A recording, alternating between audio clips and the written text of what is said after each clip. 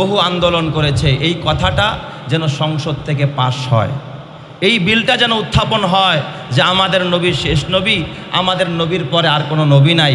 বলেন তো এই কথাটা কি কোরআন সুন্নাহর পক্ষের কথা না বিপক্ষের কথা? কোরআন সুন্নাহর পক্ষের কথা। তাহলে মুসলমান হিসাবে তো এই দাবিটা আমাদের সবারই করা উচিত ছিল, কিন্তু বহু দুঃখের সাথে বলতে হয়, পরিতাপের সাথে বলতে হয়, এই কথাগুলো অতীতে আমাদের সংসদে কখনো আলোচনা হয় নাই। কিন্তু ইদানিং আপনারা জানেন আমাদের বাংলাদেশের একজন লৌহ মানব হাজী শরিয়াতুল্লাহ রহমতুল্লাহ আলাই, যিনি ব্রিটিশ বিরোধী আন্দোলনের একজন অগ্রনায়ক ছিলেন, একজন সেনানী ছিলেন, এই ব্রিটিশ বিরোধী আন্দোলনের অগ্রদূত ছিলেন হাজী শরিয়াতুল্লাহ রহমতুল্লাহ আলাই, তার উত্তরসূরি, তার সপ্তম পুরুষ, বর্তমান সংসদ সদস্য আমাদের বন্ধুবর হানজালা ভাই, তিনি গত 2 দিন আগে এই জাতীয় পার্লামেন্টে সংসদের মধ্যে এই দাবিটা উত্থাপন করেছে যে যারা আমার নবীকে নিয়ে কটাক্ষ করে, আমার নবীকে নিয়ে তুচ্ছ তাচ্ছিল্য করে, আমার নবীকে নিয়ে ব্যঙ্গ করে, আমার নবীকে যারা গালি দেয়, আমার নবীকে যারা অপমান করে, তারা জিন্দিক, তারা মুরতাদ। কারণ ইসলামের শেয়ারকে যারা অস্বীকার করবে তারা মুরতাদ, তারা কাফেরের চাইতেও খারাপ। যারা কোরআনের কে নিয়ে অপমান করবে তারাও মুরতাদ, তারা জিন্দিক। তাদের বিরুদ্ধেও ইসলামে এবং শরিয়াতেও আইন আছে, কোরআনে আইন আছে। অতএব পার্লামেন্টও আইন থাকতে হবে যে নবীকে যদি কেউ অপমান করে, নবীকে নিয়ে যদি কেউ ব্যঙ্গাত্মক কথা বলে, কার্টুন ছাপায়, অপমান করে, কোরআন নিয়ে অপমান করে, তাহলে তার সর্বোচ্চ শাস্তি মৃত্যুদণ্ড। এটা সংসদ থেকে পাশ করতে হবে। এই দাবি হানজালা ভাই সে সংসদের ভিতরে করেছে। আমি তো মনে করি সংসদের যতজন এমপি আছে সকলের এই দাবি হওয়া উচিত, যেহেতু এটা মুসলমানদের দেশ, আপনার আমার ওই দাবি হওয়া উচিত এবং এই বিলটা সংসদ থেকে পাশ হওয়া উচিত। কথা ঠিক না বা ঠিক জোরে কর। তিনি পাশাপাশি আরও একটা দাবি করেছেন, সেটা হলো আমাদের নবী শেষ নবী, এই কথা যে স্বীকার করবে না সে মুসলমান থাকতে পারে না। অতএব আমরা এই কথা বলি না যে কাদিয়ানিরা আমাদের দেশ থেকে চলে যাক। আমাদের দেশে হিন্দু ভাইরা আছে, বৌদ্ধ ভাইরা আছে, খ্রিস্টান ভাইরা আছে, তারা তাদের ধর্ম পালন করতেছে, আমরা বাধা দেই না। কাদিয়ানিরাও কাদিয়ানিদের পরিচয়, কুফুরির পরিচয় তারা থাকবে, আমরা বাধা দিব না। তারা তাদের ধর্ম পালন করবে, আমরা বাধা দিব না। কিন্তু মুসলিম জামাত নামে, মুসলমান নামে কেন তারা ব্যানার করে? মুসলমানদের মতো কেন মসজিদ বানায়? মুসলমানদের মতো কেন তারা লা ইলাহা ইল্লাল্লাহ বলতে যায়? তার মানে আপনাকে আমাকে, একজন সরলাপন্ন মুসলমানকে অমুসলিম বানানোর জন্য এক নীল নকশা তারা পায়তারা করেছে। অতএব জাতীয় সংসদ থেকে সকল মুসলিম এমপিদের কণ্ঠ থেকে এই আওয়াজ তুলতে হবে, কাদিয়ানীদের কাফের ঘোষণা করতে হবে, সংসদ থেকে আইন পাস করতে হবে। এটা আমাদের সকলের ঈমানি দাবি। কথা ঠিক না বা ঠিক জোরে কর। এবং আমি হানজালা ভাইকে, সংসদ সদস্যকে ধন্যবাদ জানাই, তিনি আমাদের প্রত্যেকের হৃদয়ের কথাগুলো জাতির সামনে তুলে ধরেছেন। কথা ঠিক না বা ঠিক জোরে কর। তার কিছু কার্যকলাপ তরুণ প্রজন্মকে দিনের পথে, ইসলামের পথে, মানবতার পথে আরও উদ্যমতার সাথে কাজ করতে শিক্ষা দিয়েছে। গত 2 দিন আগে আপনারা দেখেছেন তিনি এক সফরে যাচ্ছিলেন গাড়িতে করে, পাশেই ভ্যানে করে এক মুমূর্ষু রুগীকে নিয়ে হসপিটালে যাচ্ছে। তিনি গাড়ি অফ করে, ব্রেক করে, চিনেও না রুগীকে, সেখান থেকে নেমে তার গাড়িতে করে হসপিটালে রুগী পাঠিয়ে দিয়েছে। এটা বলেন তো, এই ধরনের দৃষ্টান্ত, এই ধরনের মানুষের খাদেম হওয়া, একজন নেতা তো হবে জনগণের খাদেম, একজন অসহায় মানুষের সেবক। এই সমস্ত কাজ কোনোদিন আল্লাহর ভয় ছাড়া, কোরআন ছাড়া, হাদিস ছাড়া, মানবতা প্রেমিক ছাড়া কোনোদিন কেউ করতে পারে না। কথা ঠিক না বা ঠিক জোরে কর। এই জন্য আমরা চাই এই সমস্ত উদারপন্থী, এই সমস্ত ভালো মানুষগুলো আরও বেশি বেশি করে যেন ভালো কাজ করতে পারে, আমরাও তাদের পাশে থাকবো। আল্লাহ কবুল করুক। সকলেই বলি আমিন, আরও জোরে বলি আমিন। কেন এই আইন পাশ করতে হবে এর একটু ব্যাখ্যা আমি আপনাদেরকে দিব। রিসালাতের ব্যাপারে অন্তত আপনার 3টা বিষয়ের প্রতি ঈমান আনতে হবে। কয়টা বলেন তো? 3টা। রসুলের রিসালাতের স্বীকৃতির ক্ষেত্রে আপনাকে 3টা জিনিসকে একেবারে মনে প্রাণে ইয়াকিন থেকেই আপনাকে বিশ্বাস করতে হবে। তার মধ্যে একটা হলো যে আল্লাহর রসুল তিনি একজন রসুল, এই কথার স্বীকৃতি দিতে হবে। দ্বিতীয় নম্বরে স্বীকৃতি দিতে হবে তিনি শ্রেষ্ঠ রসুল। আমাদের রসুল শুধু রসুল না, আমাদের রসুল কি বলেন? শ্রেষ্ঠ রসুল, সবচেয়ে সেরা। আসছেন পরে কিন্তু মর্যাদায় সবার আগে। দুনিয়াতে আসছেন সবার পরে কিন্তু জান্নাতে যাবেন সবার আগে। শুধু রসুল সাক্ষী দিলাম, শ্রেষ্ঠ বলে স্বীকার করলাম, এতেই রিসালাতের হক আদায় হবে না, ঈমান পরিপূর্ণ হবে না যতক্ষণ না আপনি তৃতীয় আরেকটা বিষয় সাক্ষী না দিবেন। সেটা হলো আমাদের রসুল শেষ রসুল। বলেন, আমাদের রসুল কি রসুল? শেষ রসুল। আমাদের রসুলের পরে আর কোনো রসুল বা কোনো নবী আসবেন না। তো এই তিনটা জিনিসের সমন্বয় হলো রেসালাতের পূর্ণ সাক্ষী বা পূর্ণ বিশ্বাস। এক নম্বর, আমাদের নবী যে একজন নবী, এই কথা কোরআন দ্বারা প্রমাণিত। আমাদের রসুল যে একজন রসুল, এই কথা আমার বলা না, আমার রসুল বলছে তাও না। কে বলেছেন? আল্লাহ। আমি যে আয়াত পড়েছি এই আয়াতের মধ্যে দুইটার দলিল আছে। একটা হলো আমাদের নবী তিনি একজন রসুল, এই কথার সাক্ষী আল্লাহ দিয়েছেন। আর আমার নবী যে শেষ নবী, এই কথার প্রমাণ, এই কথার সাক্ষী, এই কথার স্বীকৃতি যিনি দিয়েছেন তিনি কে? আল্লাহ। আল্লাহ তাআলা বলেন, মা কানা মুহাম্মাদুন আবা আহাদিম মির রিজালিকুম ওয়ালাকির রাসূলুল্লাহ। এই যে ওয়ালাকির রাসূলুল্লাহ, এখানে আল্লাহ বলতেছেন মুহাম্মদ হলেন আল্লাহর রসুল। মুহাম্মদ কে? আল্লাহর রসুল। তার পরিচয় দিয়েছেন কে? দিয়েছেন আল্লাহ। তাহলে এই আয়াত থেকে আমরা যেটা প্রমাণ পাই যে মুহাম্মদ সাল্লাল্লাহু আলাইহি ওয়াসাল্লাম তিনি আল্লাহ পাকের পক্ষ থেকে প্রেরিত একজন রসুল। এই কথার স্বীকৃতি, এই কথার সনদ, এই কথার সাক্ষী যিনি দিয়েছেন তিনি আল্লাহ। সাথে সাথে আল্লাহ তাআলা আরেকটা স্বীকৃতি দিয়েছেন, আরেকটা সার্টিফিকেট দিয়েছেন। সেটা হলো খাতামান নাবিয়্যিন, যে আমার নবী মুহাম্মদ সে শুধু রসুল আর নবী তা না, তিনি খাতামুন নাবিয়্যিন, সকল নবীদের শেষ নবী। তিনার আগমনে নবুয়তের আকাশের সর্বশেষ তিনি সূর্য। এরপরে আর কোনো নবীর আগমন ঘটবে না, এরপরে আর কোনো নবী আসবে না। এ কথা আমরা সরাসরি কিসের থেকে বুঝতে পারি? কোরআন থেকে।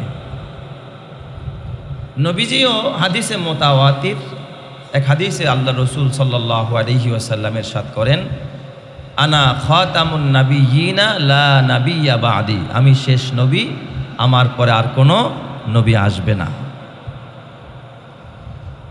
আরেকটা আকীদা, আরেকটা বিশ্বাস যেটা আমাদের রিসালাতের সাথে সম্পৃক্ত, সেটা হলো আমাদের নবী সবচাইতে শ্রেষ্ঠ নবী। আমাদের নবী কি? সবচাইতে শ্রেষ্ঠ নবী। এই কথার দলিল হাদিসে মুতাওয়াতির, এটাও অকাট্য দলিল। বিশ্বাস না করলে ঈমান থাকবে না।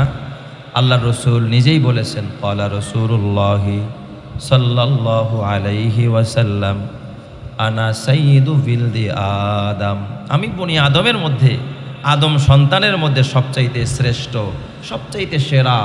শুধু নবী রসুল নয়, সকল মাখলুকাতের ভিতরে, সকল মানব দানবের ভিতরে, সকল সৃষ্টির ভিতরে আল্লাহ তাআলা আমার নবীকে সেরা করে বানাইছেন। সুবহানাল্লাহ। তাহলে আমি আপনাদের কাছে একটু বিষয় জানতে চাই। যদি কেউ বলে যে মুহাম্মদ সাল্লাল্লাহু আলাইহি ওয়াসাল্লাম আল্লাহর রসুল, এতটুক বলার দ্বারাই কি সে পরিপূর্ণ মুসলমান হবে?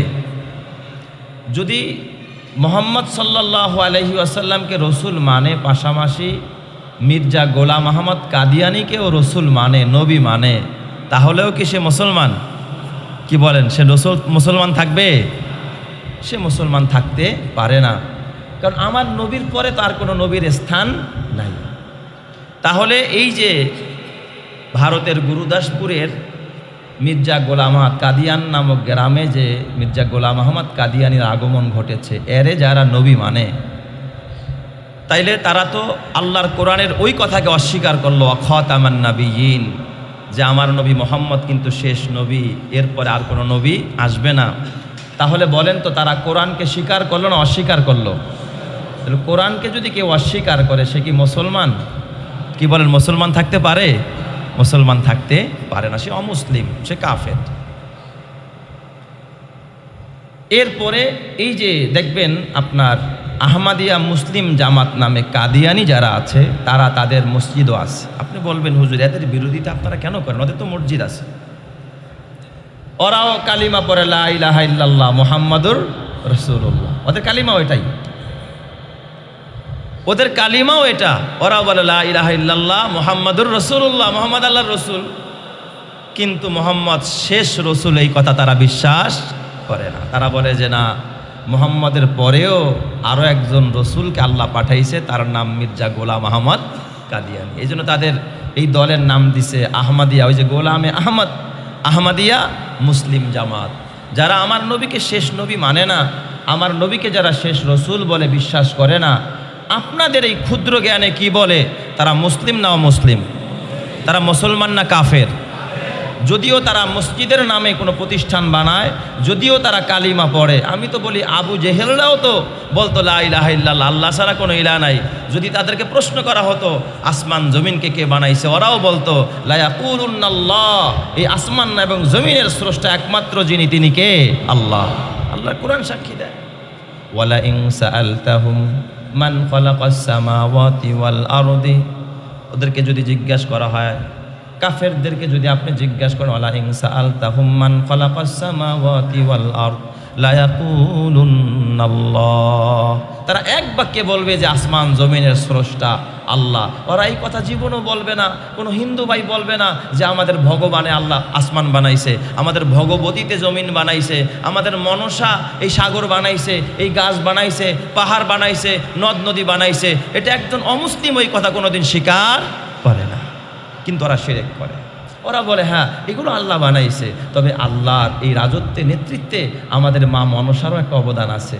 সে এখানে নেতৃত্ব ভাগ করে দেয়, মা মনসাও একটা অবদান রাখে, মা দুর্গাও একটা অবদান রাখে, মা দর্গাও একটা অবদান রাখে, হ্যাঁ সরস্বতীও একটা অবদান রাখে, মা কালীও একটা অবদান রাখে। এইগুলো যেমন শিরিক, কসম আল্লাহর, যারা আমার নবীকে রসুল বলে সাক্ষী দেয় কিন্তু শেষ রসুল মানে না, তারা কোরআনকে অস্বীকার করে, আল্লাহকে অস্বীকার করে, রসুলকে অস্বীকার করে, ইসলামকে অস্বীকার করে, ইজমাকে অস্বীকার করে, কিয়াসকে অস্বীকার করে, শরীয়তকে অস্বীকার করে। ওরা মুসলমান থাকতে পারে না, ওদেরকে মুসলমান বলা যাবে না।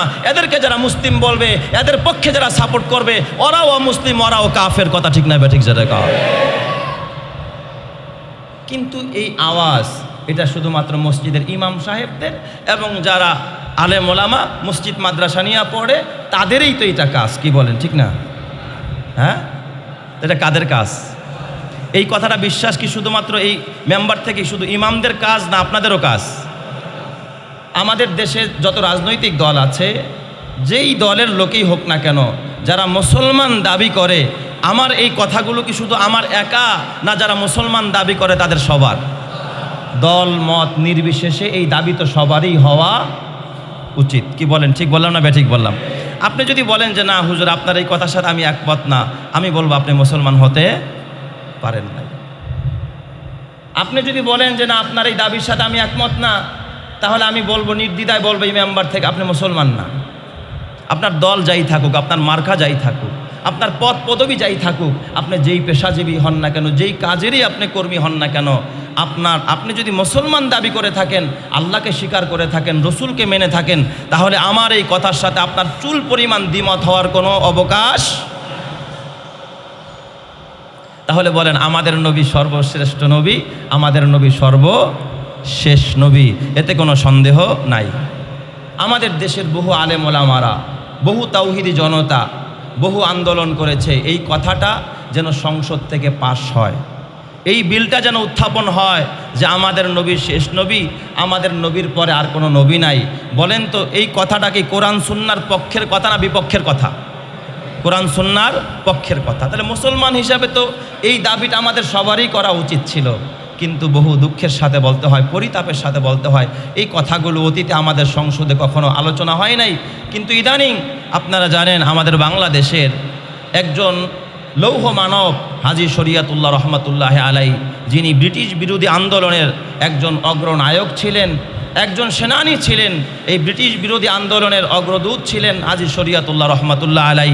তার উত্তরসূরি, তার সপ্তম পুরুষ, বর্তমান সংসদ সদস্য আমাদের বন্ধুবর হানজালা ভাই, তিনি গত 2 দিন আগে এই জাতীয় পার্লামেন্টে সংসদের মধ্যে এই দাবিটা উত্থাপন করেছে যে যারা আমার নবীকে নিয়ে কটাক্ষ করে, আমার নবীকে নিয়ে তুচ্ছ তাচ্ছিল্য করে, আমার নবীকে নিয়ে ব্যঙ্গ করে, আমার নবীকে যারা গালি দেয়, আমার নবীকে যারা অপমান করে, তারা জিন্দিক, তারা মুরতাদ। কারণ ইসলামের শেয়ারকে যারা অস্বীকার করবে তারা মুরতাদ, তারা কাফেরের চাইতেও খারাপ। যারা কোরআনেরকে নিয়ে অপমান করবে তারাও মুরতাদ, তারা জিন্দিক। তাদের বিরুদ্ধেও ইসলামে এবং শরিয়াতেও আইন আছে, কোরআনে আইন আছে, অতএব পার্লামেন্টও আইন থাকতে হবে যে নবীকে যদি কেউ অপমান করে, নবীকে নিয়ে যদি কেউ ব্যঙ্গাত্মক কথা বলে, কার্টুন ছাপায়, অপমান করে, কোরআন নিয়ে অপমান করে, তাহলে তার সর্বোচ্চ শাস্তি মৃত্যুদণ্ড। এটা সংসদ থেকে পাশ করতে হবে। এই দাবি হানজালা ভাই সে সংসদের ভিতরে করেছে। আমি তো মনে করি সংসদের যতজন এমপি আছে সকলের এই দাবি হওয়া উচিত, যেহেতু এটা মুসলমানদের দেশ, আপনার আমার ওই দাবি হওয়া উচিত এবং এই বিলটা সংসদ থেকে পাস হওয়া উচিত। কথা ঠিক না বা ঠিক জোরে কর। তিনি পাশাপাশি আরও একটা দাবি করেছেন, সেটা হলো আমাদের নবী শেষ নবী, এই কথা যে স্বীকার করবে না সে মুসলমান থাকতে পারে না। অতএব আমরা এই কথা বলি না যে কাদিয়ানিরা আমাদের দেশ থেকে চলে যাক। আমাদের দেশে হিন্দু ভাইরা আছে, বৌদ্ধ ভাইরা আছে, খ্রিস্টান ভাইরা আছে, তারা তাদের ধর্ম পালন করতেছে, আমরা বাধা দেই না। কাদিয়ানিরাও কাদিয়ানিদের পরিচয়, কুফুরির পরিচয় তারা থাকবে, আমরা বাধা দিব না। তারা তাদের ধর্ম পালন করবে, আমরা বাধা দিব না। কিন্তু মুসলিম জামাত নামে, মুসলমান নামে কেন তারা ব্যানার করে? মুসলমানদের মতো কেন মসজিদ বানায়? মুসলমানদের মতো কেন তারা লা ইলাহা ইল্লাল্লাহ বলতে যায়? তার মানে আপনাকে আমাকে, একজন সরলাপন্ন মুসলমানকে অমুসলিম বানানোর জন্য এক নীল নকশা তারা পায়তারা করেছে। অতএব জাতীয় সংসদ থেকে সকল মুসলিম এমপিদের কণ্ঠ থেকে এই আওয়াজ তুলতে হবে, কাদিয়ানীদের কাফের ঘোষণা করতে হবে, সংসদ থেকে আইন পাস করতে হবে। এটা আমাদের সকলের ঈমানি দাবি। কথা ঠিক না বা ঠিক জোরে কর। এবং আমি হানজালা ভাইকে, সংসদ সদস্যকে ধন্যবাদ জানাই, তিনি আমাদের প্রত্যেকের হৃদয়ের কথাগুলো জাতির সামনে তুলে ধরেছেন। কথা ঠিক না বা ঠিক জোরে কর।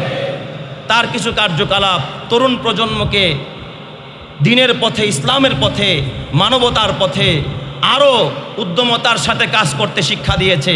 গত 2 দিন আগে আপনারা দেখেছেন তিনি এক সফরে যাচ্ছিলেন গাড়িতে করে, পাশেই ভ্যানে করে এক মুমূর্ষু রুগীকে নিয়ে হসপিটালে যাচ্ছে। তিনি গাড়ি অফ করে ব্রেক করে, চেনেও না রুগীকে, সেখান থেকে নেমে তার গাড়িতে করে হসপিটালে রুগী পাঠিয়ে দিয়েছে। এটা বলেন তো, এই ধরনের দৃষ্টান্ত, এই ধরনের মানুষের খাদেম হওয়া, একজন নেতা তো হবে জনগণের খাদেম, একজন অসহায় মানুষের সেবক, এই সমস্ত কাজ কোনোদিন আল্লাহর ভয় ছাড়া, কোরআন ছাড়া, হাদিস ছাড়া, মানবতা প্রেমিক ছাড়া কোনোদিন কেউ করতে পারে না। কথা ঠিক না বা ঠিক জোরে কর। এই জন্য আমরা চাই এই সমস্ত উদারপন্থী, এই সমস্ত ভালো মানুষগুলো আরও বেশি বেশি করে যেন ভালো কাজ করতে পারে, আমরাও তাদের পাশে থাকবো। আল্লাহ কবুল করুক। সকলেই বলি আমিন। আরও জোরে বলি আমিন। কেন এই আইন পাশ করতে হবে এর একটু ব্যাখ্যা আমি আপনাদেরকে দিব। যারা আমার নবীকে নিয়ে কটূক্তি করে, আমার নবীকে নিয়ে বিভিন্ন রকমের অবাঞ্ছিত কথা বলে, বিভিন্ন রকমের খারাপ মন্তব্য করে, এটা হলো কুফুরি, এটা হলো মুরতাদের লক্ষণ। কারণ হাদিস শরীফের মধ্যে আল্লাহর রসুল দ্ব্যর্থ কণ্ঠে এক হাদিসে আল্লাহর রসুল বলেন, ক্বালা রাসূলুল্লাহি সাল্লাল্লাহু আলাইহি ওয়াসাল্লাম মান সাব্বা নাবিয়ান ফাকতুলুহু ওয়া মান সাব্বা আসহাবি ফাজলিদু। নবীজি বলেন, যে কোনো নবীকে গালি দেয়, শুধু আমাদের নবী না, অন্য কোনো নবীকেও যদি কেউ গালি দেয় তাহলে তোমরা তাকে হত্যা করে দাও। আর কেউ যদি সাহাবীকে গালি দেয় তাহলে তাকে পাথর মারো, তাকে হদ লাগাও, তাকে বেত্রাঘাত করো, তাকে বেত দিয়ে, চাবুক দিয়ে আঘাত করো। এটা ইসলামের বিধান, শরীয়তের বিধান। দেখেন শরীয়তের ভিতরে মুরতাদ এটা কুফুরির চাইতেও খারাপ। যেমন একজন হিন্দু ভাই, সে কালিমা পড়ে নাই, সে কুফুরির হালাতে আছে, কিন্তু এটা ইসলামের জন্য তেমন কোনো ক্ষতি নাই। কারণ ইসলাম তো বলে নাই জবরদস্তি করে কাউরে মুসলমান বানাও, লা ইকরাহা ফিদ্দিন, দিনের মধ্যে কোনো জবরদস্তি নাই, বাড়াবাড়ি নাই। হিন্দুদের মতো করে তারা তাদের কাজ করতেছে। কিন্তু একজন নাস্তিক যে, সে তো মানতেছে না, উল্টা আরও সেটাকে নিয়ে অবমাননাকর কথা বলতেছে। নবী যারা মানে না, এটা আমাদের জন্য কোনো জ্বালা পোড়া নাই, কষ্ট নাই, কারণ সে অমুসলিম নাই মানতে পারে, কারণ সে এক ধর্মের, আমাদের নবী ভিন্ন ধর্মের, সে এটাকে মানবে না, এটাই কি স্বাভাবিক। কিন্তু সে মুসলমান দাবি করে নবীকেও মানে না, আবার উল্টা নবীকে গালি দেয়, ইসলামকে মানে না, ইসলামকে নিয়ে অবমাননাকর বক্তব্য দেয়, কোরআনকে মানে না, আবার কোরআনকে নিয়ে পাল্টা অবমাননাকর বক্তব্য দেয়। এটা কুফুরির চাইতেও খারাপ। আর এর শাস্তি একমাত্র মৃত্যুদণ্ড। এটা কোরআন দ্বারা প্রমাণিত, হাদিস দ্বারা প্রমাণিত, এজমা দ্বারা প্রমাণিত, কিয়াস দ্বারা প্রমাণিত। অতএব এই আইন আমাদের সংসদ থেকেও যদি বাস্তবায়িত করা হয়, কসম আল্লাহর, এর দ্বারা যেমন আমাদের নবীরা, সব নবীরা নিরাপদ থাকবে, ভিন্ন ধর্মের কোনো ধর্মগুরু যারা আছে তাদেরকেও কেউ গালি দিবে না, বকা দিবে না, সকল ধর্ম নিরাপদ থাকবে। কথা ঠিক না বা ঠিক জোরে কর। অতএব এই আইন হওয়া এটা আমার মনে হয় আমাদের দেশের প্রতিটি মানুষের, প্রতিটি নাগরিকের ইমানি দাবি হওয়া উচিত। কথা ঠিক না ব্যাঠিক জোরে কর। আর আরেকটা হলো, নবীর যুগেও আমার নবীকে যারা কষ্ট দিয়েছে, গালি দিয়েছে, আল্লাহ তাআলা এর প্রতিবাদ সরাসরি আসমান থেকে কোরআন নাজিল করে দিয়েছেন। কথা ঠিক কিনা? যেমন আবুল আহাব আমার নবীকে ধ্বংস চেয়েছে, আল্লাহ তাআলা সাথে সাথে সূরা লাহাব নাজিল করছে, তাব্বাত ইয়াদা আবি লাহাবি ওয়া তাব্বা। আল্লাহ বলেন আবুল আহাবের দুই হাত ধ্বংস হয়ে যাক, যেই হাত দিয়া ইশারা করে আমার নবীর ধ্বংস কামনা করেছে। তাহলে নবীজির যুগে আল্লাহ তাআলা নবীর বিরুদ্ধে যখন কোনো কাফের কথা বলেছে, আল্লাহ তাআলা প্রতিবাদ করেছে। এখন যদি কোরআন নাজিলের যুগ হতো, আল্লাহ এখনও কোরআন নাজিল করতেন। কথা ঠিক না ব্যাঠিক জোরে কন।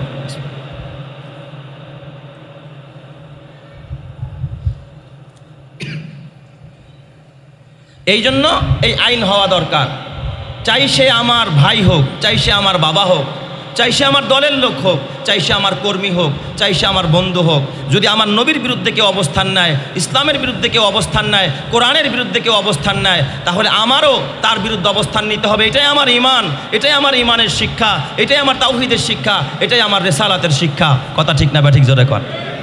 যার জ্বলন্ত প্রমাণ উহুদের যুদ্ধে নবীজির একজন প্রিয় সাহাবী হজরতে সাদ ইবনে আবি ওয়াক্কাস রাদিয়াল্লাহু তাআলা আনহু।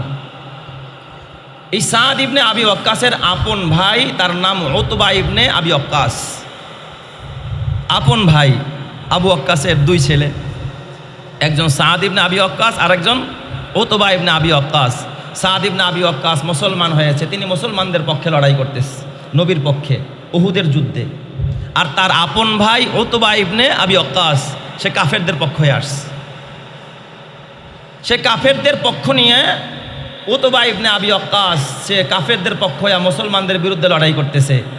আর মুসলমানদের পক্ষ হয়ে লড়াই করতেছে কে? হজরতে সাদ ইবনে আবি ওয়াক্কাস। দুজনেই কি পরস্পরে আপন ভাই, একই বাবার একই মায়ের দুই সন্তান।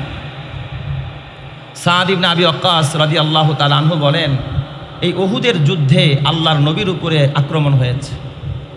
সাহাবীদের সামান্য একটু ভুলের কারণে নবীর যে নির্দেশ ছিল তোমরা এই গিরিপথ ছাড়বে না, পাহাড়ের গুহায় অবস্থান করবে, আমরা বিজয়িত হই অথবা পরাজিত হই সর্বাবস্থায় থাকবে।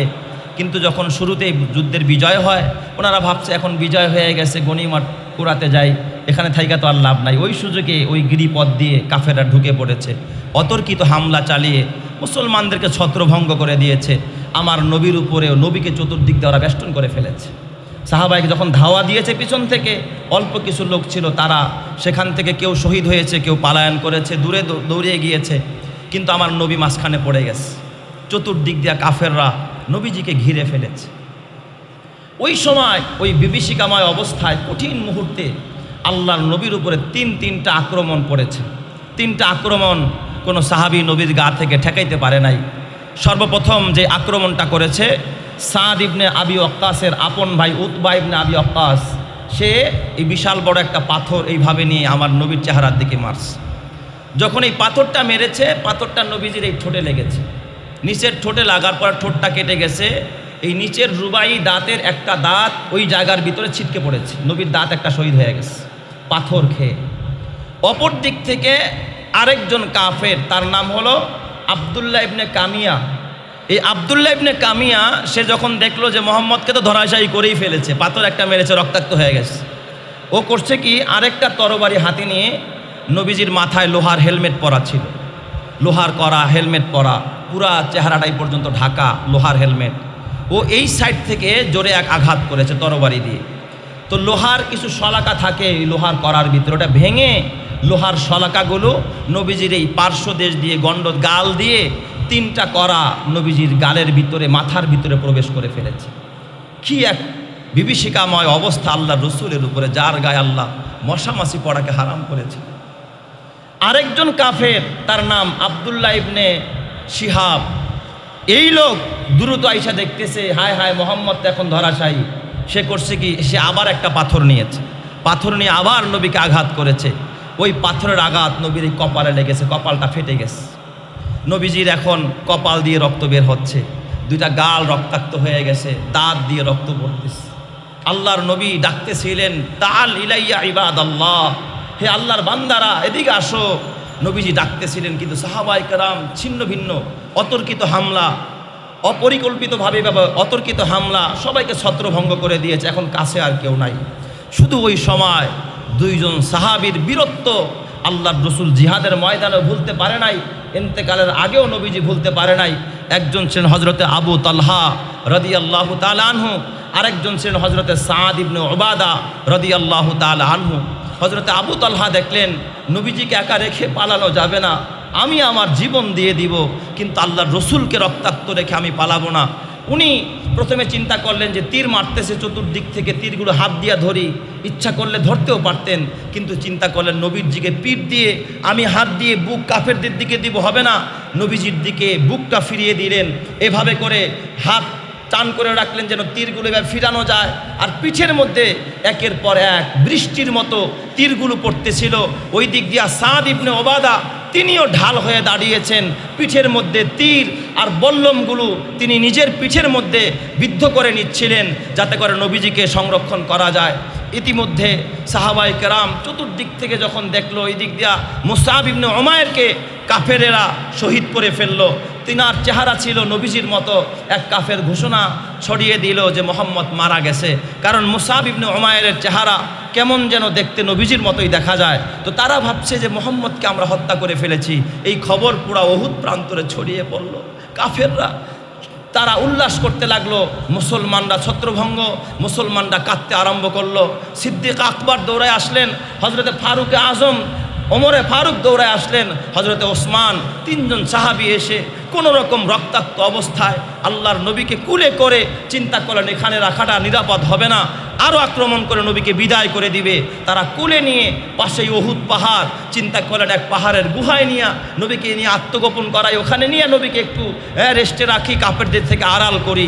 তারা যখন পাহাড়ের উপর উঠতেছিলেন, ওঠার পরে নবী আলাইহিস সালাতু ওয়াস সালাম সেই জায়গার মধ্যে এখনও যারা উহুদ পাহাড় দেখতে গেছেন, একজন মানুষ শুইতে পারে এমন একটা জায়গা, আমার মনে হয় যেন হসপিটালের মতো একটা বেড, একেবারে সমতল।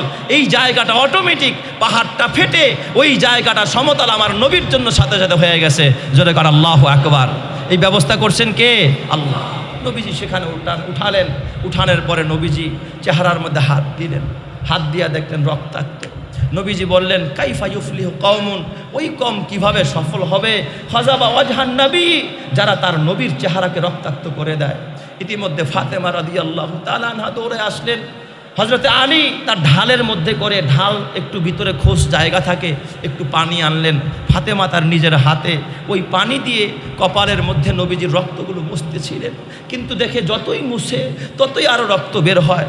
হজরতে আলী পাশে যে কিছু চাটাই ছিল, ওই চাটাইগুলোকে ছিঁড়ে আগুন জ্বালিয়ে সেগুলো পুড়লেন, এবং পোড়া ছাই নবীজির ওই জখম জায়গার মধ্যে যখন লাগালেন, রক্ত কিছুটা প্রশমিত হলো।